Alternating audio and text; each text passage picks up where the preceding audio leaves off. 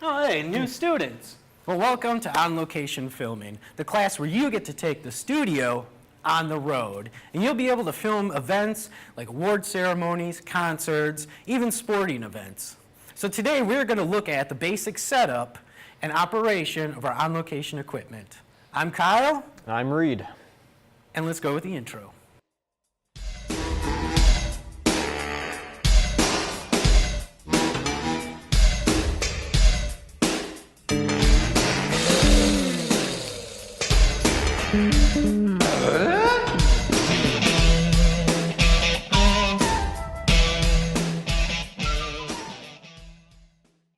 You still with us? Wonderful. Put down your phones and pay attention. And this is our on-location equipment. First, we have our recording device, recording box. We have our MultiView Box. We have our switchboard. And our audio box right over here. And these are the main components that are going to help you set up your studio on the road. So what we're going to do is we're going to spin this table around so you can see how to set this up. Now that you've had a look at what you could do with this on-location equipment, we're going to go over the basic setup and operation. As you can see behind me, we have the equipment here, and we're going to go over the setup properly. So let's begin with the back of our recorder box, hooking up to the back of our audio box. And we'll begin this with... First thing we'll need is this big orange cord right here. As you can see, the cables themselves are labeled with left and right, so you know exactly where you can put them in the recording box, so you know where exactly they can go. So we'd like to make this as simple as possible with as few mistakes. So as you can see here in the back of the audio box, you can see that we have color-coded the inputs as well as adding numbers to the right and left to the corresponding cables. This is to simplify the setup procedure and quicken the pace. We'll go ahead and add those to it right now. Right goes down here. Left side, we'll plug in there. As for the numbers, they go to their corresponding numbers as well. They go snugly fit in right there. And for the green cord on the very far right over here, will slide in as well. Then you will take the other side and you will go ahead and connect them to the bottom of the box down here as well, with the left and right down here at the bottom.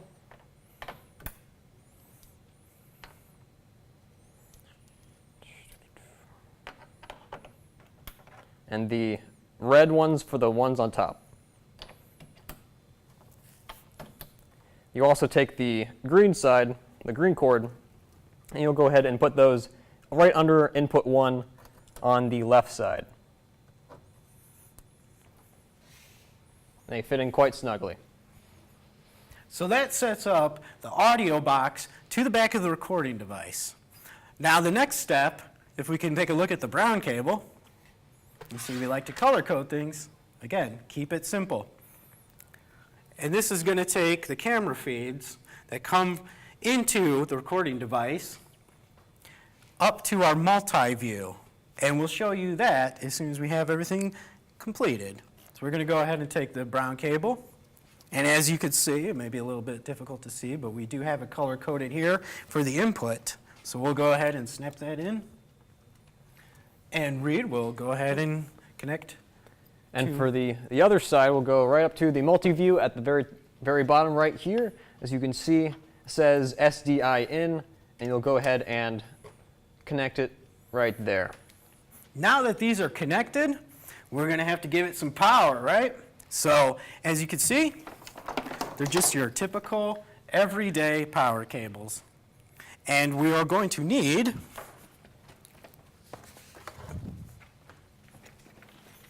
a power strip. So when you go out and you scout your location for your shoot, you need to bear in mind that you're going to need power. So find a location that's next to an outlet. So we're going to go ahead and plug this up.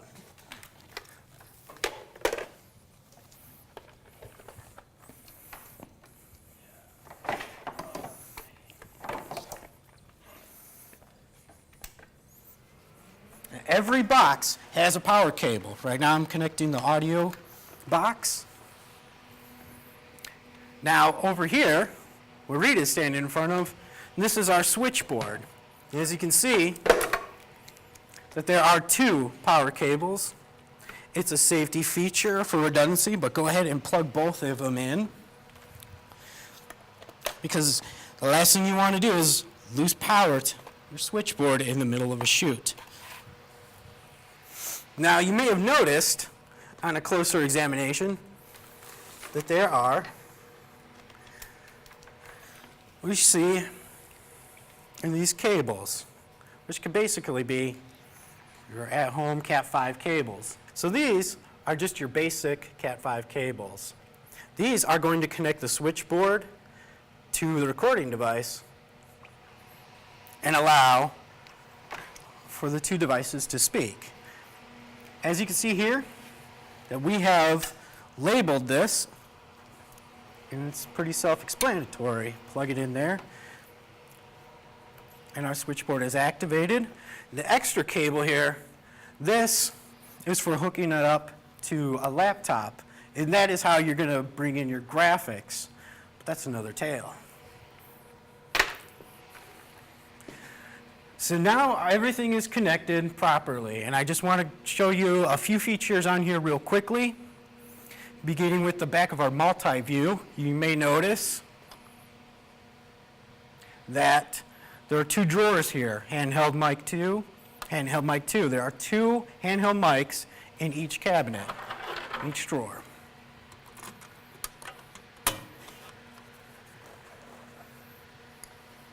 This is in case you need audio, you need to talk, as you can see.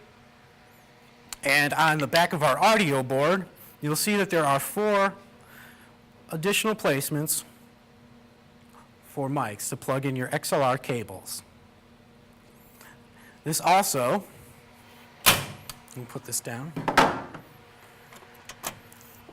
on the back of your audio box, there's another drawer. This drawer is going to have your wireless lavs.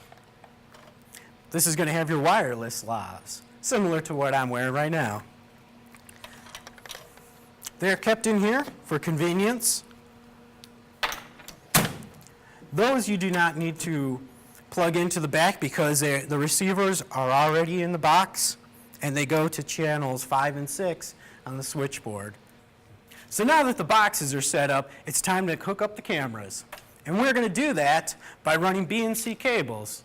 Now this cable is going to run from the back of the camera to the back of the recording device. And let's show you how to do that. So if you look on the back of the recording device, you'll see that there are multiple inputs. Input 1, 2, 3, and so forth. Essentially translate to camera 1, camera 2, camera 3. We're going to put this into camera 1, which is a simple process.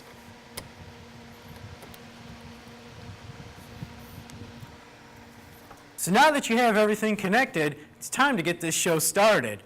And we're going to go over how this actually operates. So we'll begin with, we're going to look at our recording box. As you can see here, you have 2 windows. The first is going to be your program. That is what is actually going to be recorded as your main.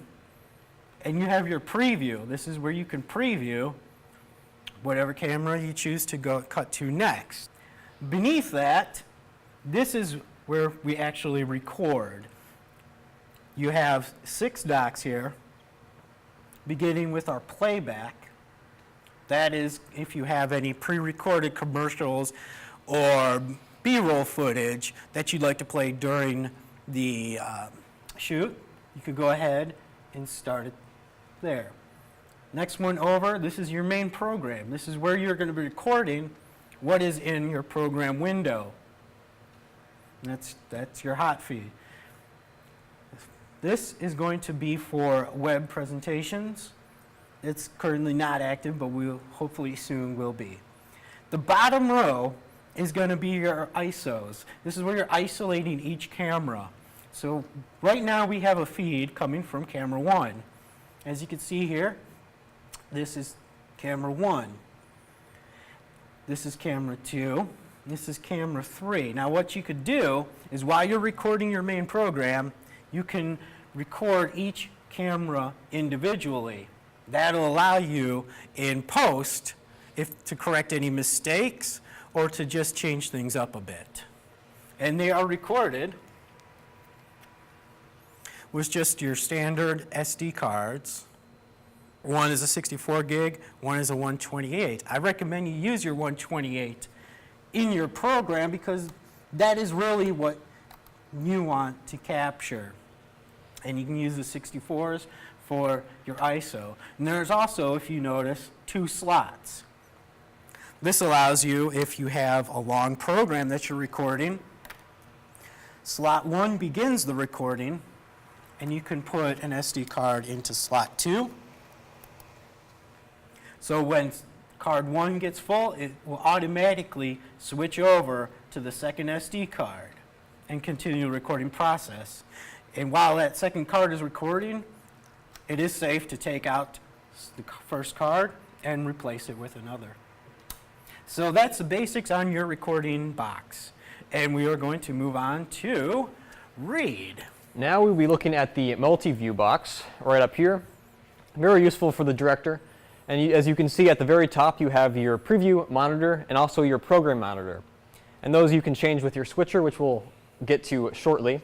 Right down here, you'll see that camera 1 is connected into the input 1, which you'll see in a very small screen. And once you preview, you can see it up top here, and you can also switch between all your cameras as well. As you can see, next to it you have camera 2, camera 3, and over here camera 4 as well. Down here you have your playback and whatever media players you have loaded up, and you can have those be sent to the switcher as well. Now we will go ahead and continue to the switcher is what the TD will be using. And you can see at the very bottom here is the most used functions. At the very bottom, this row right here is your preview row. As you can switch those on your MultiView box, you will see that the preview will be switching. Right now, they will be black screens since we have only one camera connected. But you will see, if you have those connected, you will see multiple cameras being able to be switched back and forth. The very top row right above it is your program.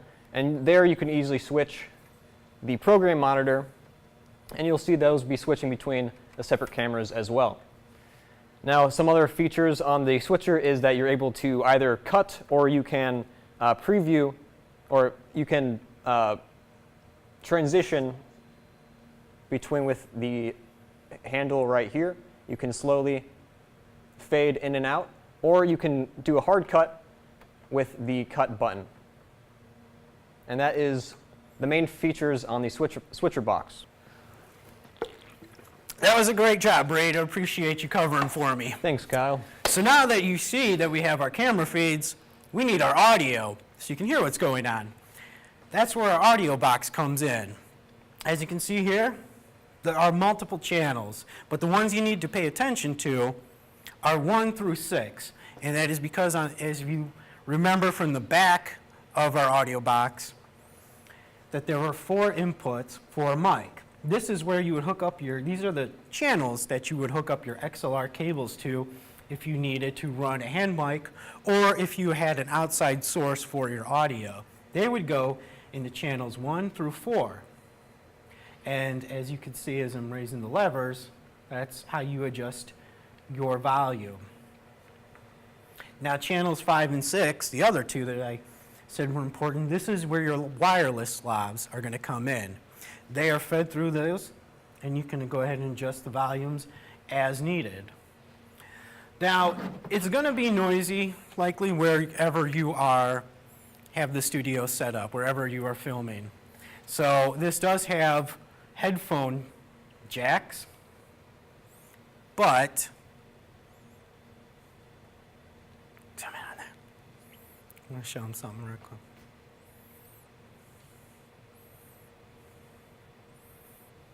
And, boss, can you zoom up on the jack a little bit? Just a hair? Okay. We'll make sure Abbas is ready for a second. Okay. Now, this is your typical headphone and your headphone jack.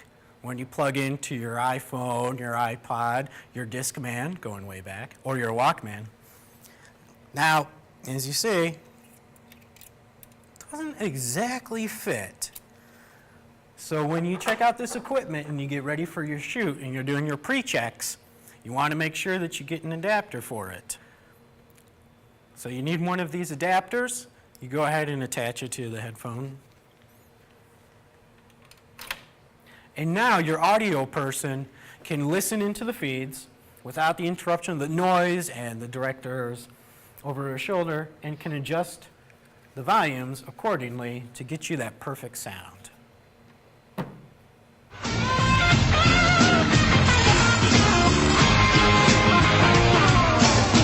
Welcome to Camera Setup. We're first going to be talking through what we need to set up a camera. So first things first, we're going to want a camera. Second, a zoom controller. We're going to want a monitor mount, a camera battery, HDMI cord, a monitor battery as well, and also, if need be, a monitor charger. Right, so the first thing you're going to do is take your camera and the plate from the tripod, and you're going to place on the very bottom of the plate you will see it says lens and an arrow. So you're going to want to point that exactly where the lens is pointing, and you want to connect that to the very bottom piece.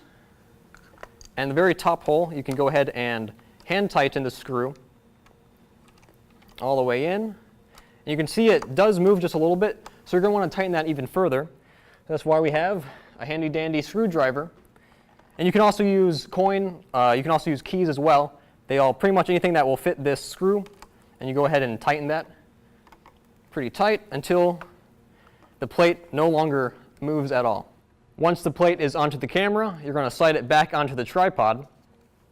So you slide it right in. It should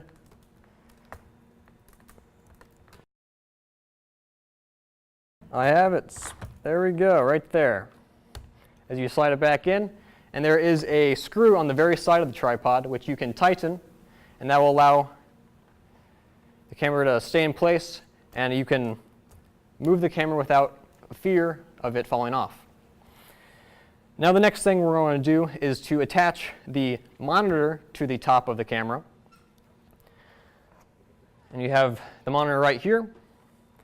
And first things first, you're going to want to attach your monitor battery to the back. You can easily just take the edges. You can see there's 2 holes on the edge of the battery. 2 holes on the edge of the battery that will go ahead and slide right in. Fits nice and snug right here. Now you also need your monitor mount, and you will attach that to the bottom of the monitor. You can see there is a small screw right here. And you're going to take your mount and you're just going to screw that in. You can also use the slider down here and you can tighten that even further. And next, you will see you can very easily just slide the monitor right in place. You can also tighten that as you screw that back down, and that is well adjusted right here. Now the next thing, to connect the monitor to the camera, you're going to want to use your HDMI cord.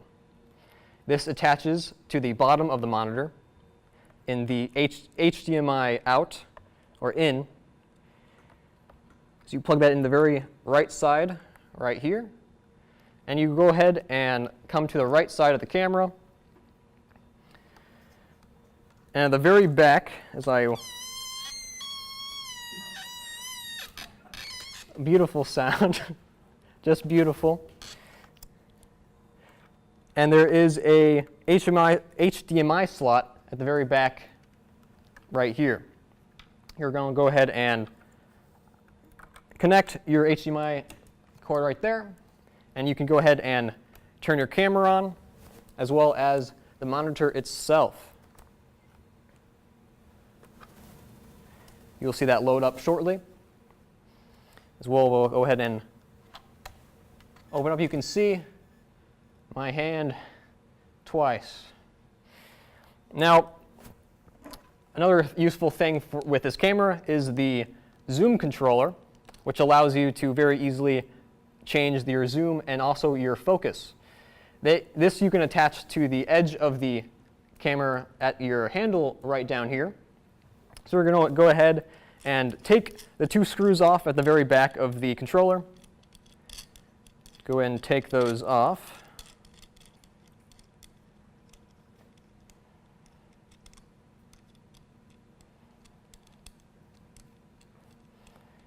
Nice and slow.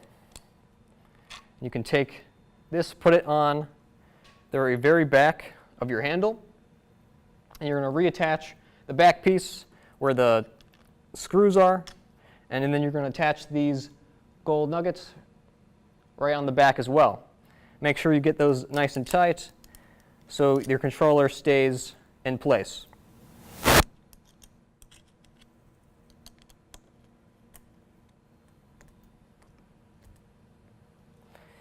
Now the next thing you will want to do is take your cord, it's a 3.5 millimeter cord, and you're going to want to attach that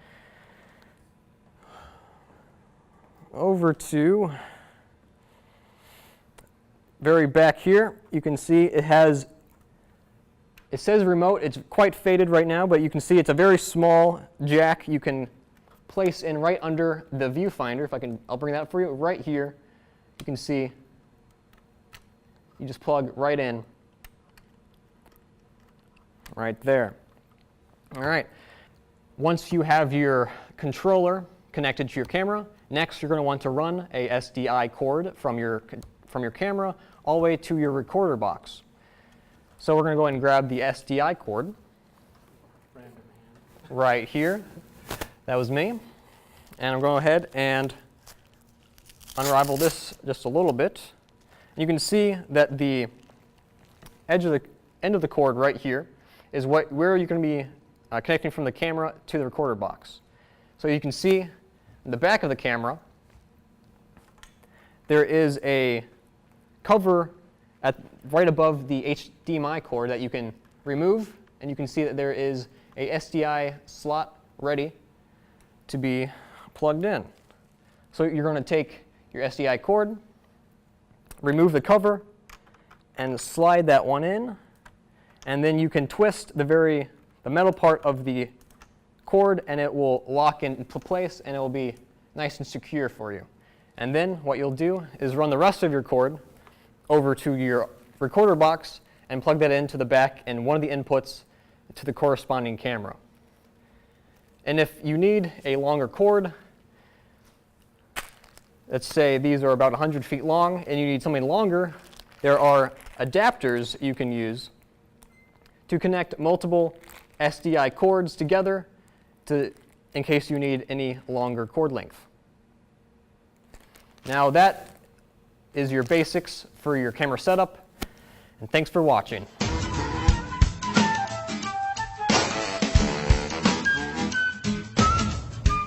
So now that everything is set up, you're ready to go. Just remember, when you check out your equipment, check every component. Don't go out to your location and figure out you're missing batteries or you're missing cables, because you don't need anybody running back and forth. Another thing to remember is when you're on location, be professional. Do not act out, do not get wild.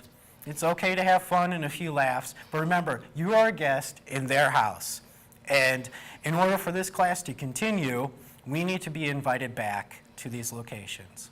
So with that said, I'm Kyle. I'm Reed. Thank you for watching, and good luck on this semester.